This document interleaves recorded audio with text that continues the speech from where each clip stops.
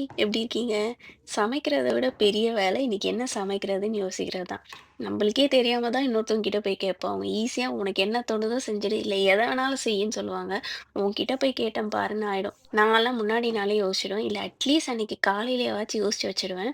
அப்பதான் கிச்சனுக்கு போனோமா, டக்குன்னு சமைச்சோமா, வெளிய வந்தோமான்னு இருக்கும்.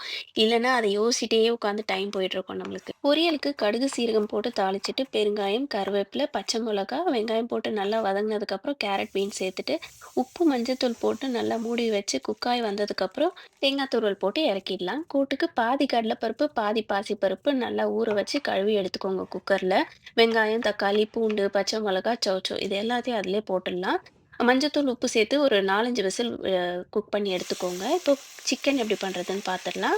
ஒரு கடாயில தேங்காய் எண்ணெய், சோம்பு, அப்புறம் சிக்கன் சேர்த்துட்டு, நான் இன்னைக்கு குழம்பு மிளகாய் தூள், மஞ்சள் தூள், அப்புறம் கரம் மசாலா மட்டும் தான் சேர்த்துருக்கேன். தேவையான அளவு உப்பு சேர்த்துட்டு, ஒரு 4 to 5 மினிட்ஸ் நம்ம குக் பண்ணி எடுத்தோம்னா சூப்பரா ஃப்ரை ஆயிடும். இப்போ கூட்டுக்கு ஒரு மசாலா அரைச்சு சேர்க்க போறோம். ஒரு கடாயில எண்ணெய் ஊத்திக்கோங்க. சீரகம், மிளகு, காஞ்ச மிளகு, கொஞ்சமா தேங்காய், அப்புறம் உளுத்தம் பருப்பு.